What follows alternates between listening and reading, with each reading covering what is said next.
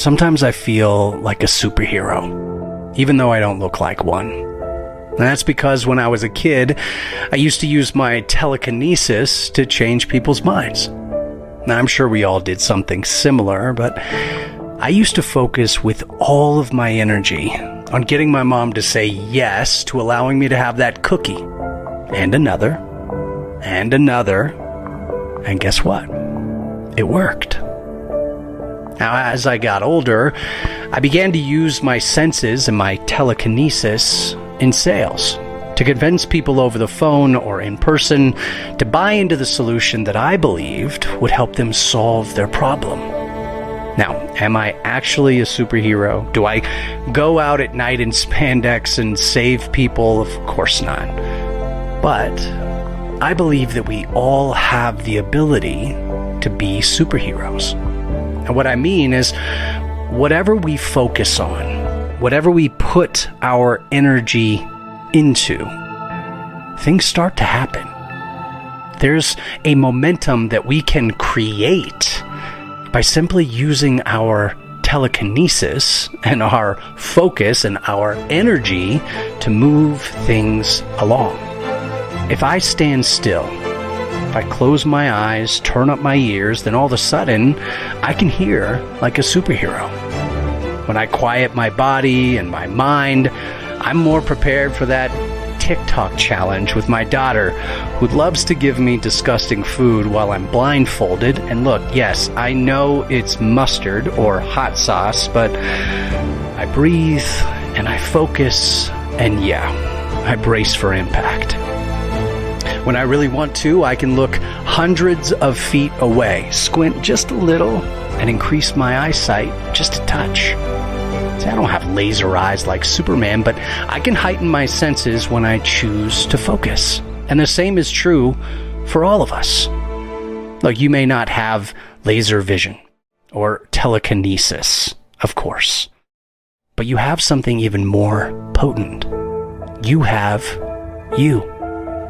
Your unique blend of skills, experiences, and that ability that everyone talks about. See, when you tap into that, when you focus your energy on becoming the best version of yourself, that's when magical things start happening. You don't have to save lives to be a superhero.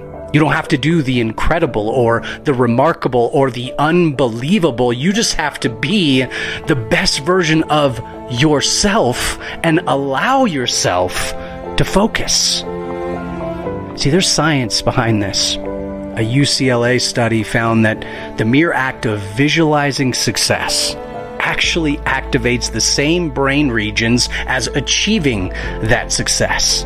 So when you close your eyes and you picture yourself nailing that presentation or crushing the workout or being completely present and available for your friends and family, your brain takes it as it's a done deal.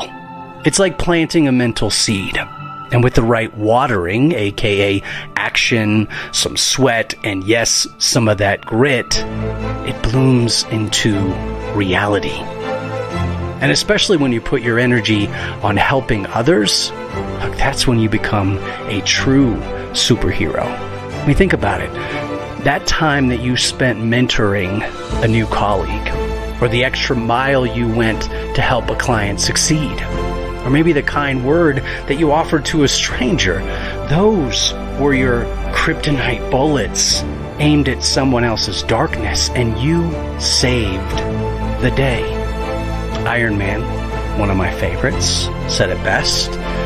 Heroes are made by the path they choose, not the powers they are graced with. So it's not about flashy costumes, one-liners, or superpowers. It's not about perfection. It's about choosing the path of kindness, of growth, of being the best version of ourselves for ourselves, and yes, for those around us. So let's choose that path. Let's heighten our senses. Let's use our focus and our energy for the good of others and be superheroes together. Look, the world needs your unique brand of awesome. And your path, the one paved with good intentions, with fierce determination, and that special something that only you can bring, it's waiting to be written. Look, you have the power to shape your destiny. So go out there and make it happen.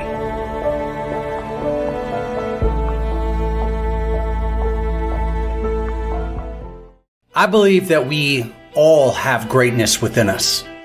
We have the ability to not only do great things, but impact people in great ways. We were made to be great. But greatness is a choice. It's not a when I feel like it. It's not a if only. It's not even when I do this, then I'll be great. No, it's a choice. You already have everything you need to be great. It's now up to you to allow yourself to let it out. So the bear, with its natural, cool, and calm presence, it reminds me of the greatness I have inside.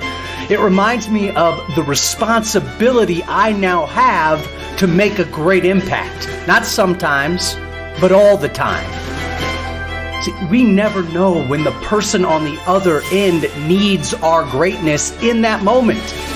The bear is a simple reminder of our duty to be great. Not only during power hour, not just during the one-on-ones with the people we like, not just when we're working with our favorite customer, but all the time. People need your greatness. And it's up to you to choose to let it out. And like a bear, your best self and your greatness doesn't have to be aggressive. The bear doesn't have to show teeth. The bear already knows that there is something great inside. And at any moment, when the moment calls for it, the bear inside shows up. And you can handle anything. You've seen it. You've felt it. You've heard it. When your best version is on display, doing what you do best, that's the bear. The Complete Sales Academy is all about reminding you who you are, maybe helping you realize or even redefine who you are, and then giving you the tools, tactics, and motivation to choose greatness.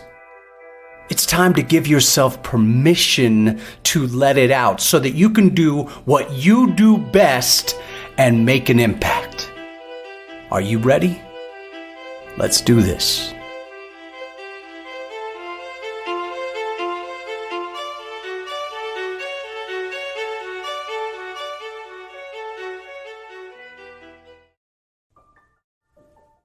Sometimes we forget that we have control over what we do with every minute of our day.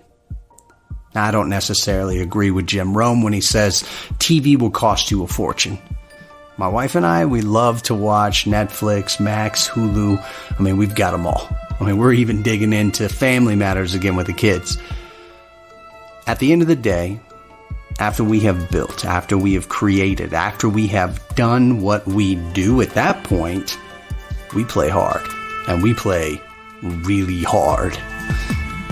But here's the thing. As Eric Thomas says, we have earned the right to play because of what we did on the other side of that day. We are exhausted from running up and down the field, putting in what I call max effort. So that when it comes time to chill, we chill hard. And that's what it's all about. What are you doing right now to earn the right to watch Queen of the South? Because if you're making 5 phone calls, if you're doing maybe just one-on-one today, well, that's not cutting it. And honestly, it's not fair.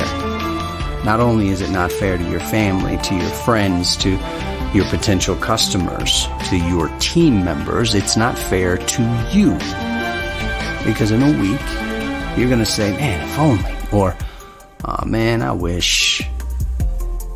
Or after you've binged 5 hours of Breaking Bad again and put everything else off, you're going to say to yourself, man, why? Hey, what was I thinking? Come on, man. My dad's a retired chaplain and colonel in the Air Force, and leadership was his thing. And he was always saying, do something right now. Do something today. Like right this second, that your future self, your tomorrow self will say, you know what? Nice. Thank you for that. Don't act like you've earned the right to chill yet, because maybe you haven't. And if you have, you know it's all about momentum. Right now, as you're hearing this, you're going to feel some surge of excitement and energy. And you're going to want to start building and creating and hustling and doing what you know you're supposed to do. But then, in about 2 days, you're going to get tired. And you're going to start making excuses of why you earned the right to chill. But that is a daily ticket. It expires at midnight. So you have to pay admission to earn the right to chill tomorrow and the next day and the next. My wife and I love to go to Red Rocks in Colorado, one of my favorite places, our favorite places. And I can't sneak in. I mean, can you sneak into Red Rocks? Think about your favorite band. Who's your favorite? Can you sneak into Red Rocks to see them play? Now, you can go to Red Rocks without a ticket, and you can sit like a mile away in your car, crank the windows down, but that's not the full experience. See, some of you are in the car miles away, and you're telling yourself, I'm living the full experience. No, you're not. You should be in the front row, but you haven't paid the price of admission. So what are you going to do? And it has to be continuous. And if there's momentum, like right this second, you're hearing this, there's a little momentum here. You need to ride that wave. Put the outline together. If there's an objection you keep on hearing, go after it now. Tackle it tonight. If there are 3 one-on-ones that you've been pushing off, then bring them front and center and do them tomorrow. There are things that you can do to start catching that momentum, and then you won't have to run uphill every day. It'll be a lot easier. So don't just park a mile away and be okay with that experience. Pay for admission, experience life from the front row, right where you belong.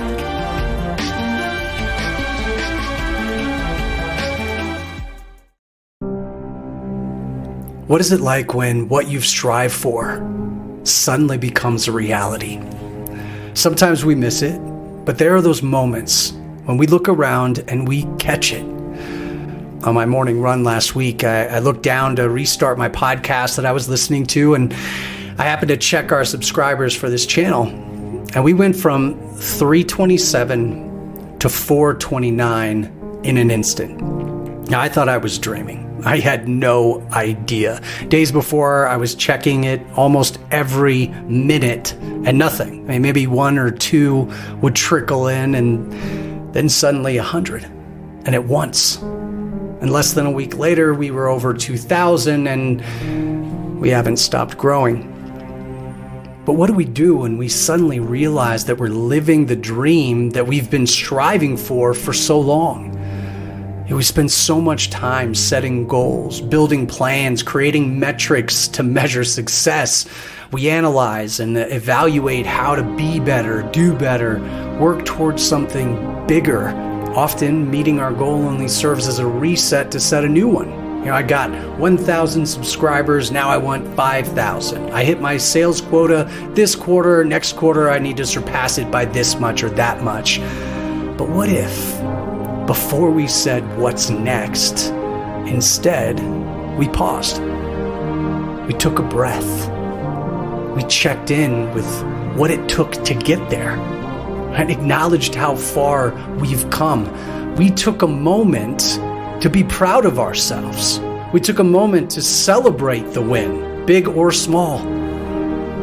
Yeah, we'll set the next goal. We'll make more plans. We'll continue to push and grow because that's who we are. But for now, let's stand still, just long enough to look around and realize that we're right in the middle of it. Long enough to allow ourselves to laugh out loud, to grab the people closest to us and say, hey, we're here. We have arrived. We're living it. It's in these moments that we want to tell the people that we care about how much we appreciate them, how much we value their support along the way and celebrate alongside them. So take the moment, because it's these moments that will drive us forward to the next moment and the next moment and the next one after that. So I'm going to take today to celebrate, because I know the work and the effort it took to get here. And while I don't know what will happen the next time I look, or what the next month or few days will look like, it's just a quick sign that I'm on the right track. And I just have to keep going. I have to keep building. So thank you for your support along my journey. I'll keep going, keep striving, keep building.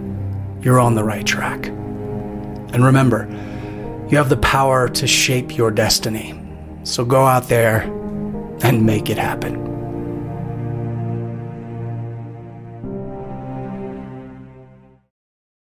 Imagine driving down a scenic road filled with twists and turns, hills and valleys. But ahead you notice a traffic jam. Now this could potentially be a symbol of the obstacles and hurdles that life often presents us with. But today, you're not ready to settle for the ordinary. So you make a conscious choice. You veer off to the right, exploring an alternate path. No big deal. You've done it before. You're not afraid to go against the flow, to take a road less traveled. It's like embracing the unknown, stepping out of your comfort zone and challenging yourself to grow. Now, as you go along this uncharted territory, a sense of freedom comes over you, right? You realize, and they were right when they said that life is not about the destination, but about the journey itself. But this story is about something else. You see, we have to be careful, because throughout this journey, we have choices. When the road ahead is filled with obstacles or roadblocks, traffic, maybe an uphill climb, it's easy for us to look for that off-ramp, that shortcut. And there's a temptation to constantly seek shortcuts in other areas of our life as well, to take the easy way out. But here's the truth. Shortcuts may provide temporary relief, but they seldom lead to true fulfillment. The key lies in embracing the challenges ahead and staying committed to our chosen path. While we see others chasing shortcuts, we stay put. Lily Tomlin, a famous actress, says, "The road to success is always under construction." And I love this because it seems like I'm always seeing construction everywhere I go. I remember a 2 to 3 year construction project from Colorado Springs to Castle Rock. I used to live in Castle Rock, now we're in the Springs, and they were widening the lanes and creating a toll road. But look, for that 2 to 3 year stretch, it seemed like they were never going to be done. So we just sat there. And I can't tell you how many times I tried to take a shortcut only to find that everyone else was doing the same thing, and it just took me twice as long. It was frustrating. But life's journey is a series of twists and turns, just like the road we're navigating. And it's natural to encounter setbacks and moments of doubt and frustration with the road ahead, but those who achieve greatness are the ones who keep going. They move forward, straight ahead, who focus their energy and drive forward, no matter what. In football, we talk about moving north and south instead of east and west. Dancing side to side, trying to find the open lane, but just making progress by moving straight ahead. And sometimes that means we have to get really clear on why we're on that road To begin with, Steve Jobs famously said, the only way to do great work is to love what we do. But when we're passionate about our journey, about the path that we've chosen, we find the strength to persevere. We find the strength to overcome any obstacles that come our way. We don't need a shortcut. We don't need an off-ramp. So let's shift our mentality. Embrace the power of focus. Instead of constantly seeking shortcuts, commit to the path we're on and relish every moment along the way. Remember, it's not about reaching the destination first. It's about growth, the lessons and the experiences that we encounter. Jim Rohn, one of my favorite motivational speakers, talks about who we become along the way. That is what really matters. So keep moving straight ahead and become more through this journey. And always remember, the only limits in life are the ones that we make. So we can't let fear and uncertainty hold us back. We have to embrace the challenges, push through the discomfort, and unlock our full potential. I love to take the road less traveled, but if I'm doing it to find the easier way, to find the shortcut, I'm doing it for the wrong reason, and that will never pay off. I say we have to be careful because that will easily slip into other areas of our life, and we find ourselves always looking for the easy way. When someone says, make money fast, we click that button. When they say, find my no money down opportunity, we chase that opportunity. And if we're not careful, we lose track of the path we were on, the path that leads to true fulfillment, to real happiness, and the life we were meant to live in the first place. So don't be distracted by the shortcuts and the off-ramps. Pursue what's right in front of you and push through to become who you were meant to be. Stay inspired, stay focused, and continue to strive for greatness. You have the power to shape your destiny, so go out there and make it happen.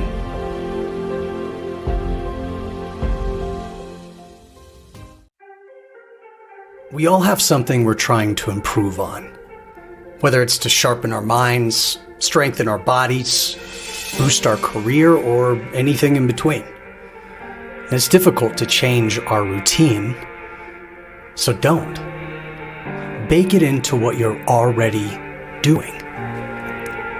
I baked 180 push-ups into my morning routine, and I say that not as a humble brag, but as a simple example of how this can work. So stay with me. Now, when I think about doing 180 push-ups, there are many ways to cut it up, right? There's 10 sets of 18, 3 sets of 50, and then an extra 30, and so on. But for me, during my morning run, I have 4 rest points. So all I had to do was cut it into 4 sets of 45. Just add 45 push-ups at every rest point, and I'll be set. And honestly, it started at 10 at each rest point, and then it was 12, and then 15, and 20, and so on. And when I first decided I wanted to do more push-ups, I was setting aside an extra 10 to 15 minutes at the end of my run. And because I was adding it to the end of my routine, I slowly started seeing it as a waste of time. So that 15 minutes went down to 10 and then 5, and look, it was gone completely within a week. Now, as soon as I started to include it into my already established routine, it felt much simpler. I already carved out the time for my run, so now I just baked this into it. I didn't have to muster up new energy or space. It was already built into my morning. Now, in sales, we sometimes try to change what we're doing, or we try to sell someone on changing what they're doing, when really, all we have to do is just complement what's already there, to find a way to bake it into what we or they are already doing. Well, change is hard. Despite all the ways we know our life might improve, it can feel overwhelming. to start and even more daunting to maintain. But if it simply fits into our current repeatable process somehow, it makes the possibility of not only action, but consistency attainable. You don't have to change your entire life to actually change your life. You want something in life, bake it into what you're already doing. Then increase the effort. And that's when the real results will come. Change is hard. But when we do it right, we can do anything. Remember, you have the power to shape your destiny. So go out there and make it happen.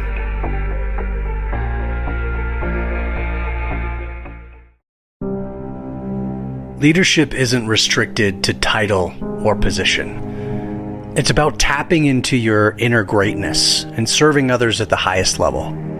Whether you're a sales rep, a marketing manager, a school teacher, stay-at-home parent, an entrepreneur, coach, clerk, it doesn't really matter what your title is. It's inside of you. It's who you are. And honestly, it's a decision. I have a concept called servant ownership. Much like stewardship or an enterprise mindset, it's about moving beyond yourself. It's about elevating your thinking to a global level and seeing the world strategically and how you can serve at the greatest level. It combines your ability to serve others with your whole heart while taking complete ownership of what's right in front of you. Much like Simon Sinek's idea of leaders eat last, it's that shift to putting others first and taking on the greater good as your duty. Servant ownership and being a great leader is not about becoming who I want you to be or who they want you to be. It's about becoming the leader you were meant to be through the willingness to accept the journey ahead. When I do my leadership training, whether for positional leaders or for sales teams, the idea of combining service with ownership usually resonates the most. And it's in that intersection that most breakthroughs occur, and you realize how simple great leadership can be. So decide. Step into your destiny because you already have the ability to be a great leader inside. Make a list of 3 things that you can do to serve or help others today. Then take full ownership of completing those items. Now, at first, it'll feel forced, but over time, it will become part of your DNA. And we see these everyday heroes everywhere, right? The waiter who goes out of their way to create an incredible experience for you while lifting up his coworkers in the process. The customer service agent who says, I'm going to own this process and we're going to find a solution together. The teacher who takes that standard curriculum and builds in new and exciting experiences that explode their students' creativity and imagination. Or the sales rep who schedules additional follow-up meetings with his prospect to help ensure they fully understand next steps and the full value of the offering. Look, these are simple examples of servant ownership on display all around us. And now it's your turn. How are you combining your ability to serve others with the commitment to own the entire solution or project or experience? Create that list and get to work. Look, others are waiting for the greatness that only you can provide. They need your service and ownership. So show them what great leadership and what servant ownership looks like. Remember, you have the power to shape your destiny. So go out there and make it happen.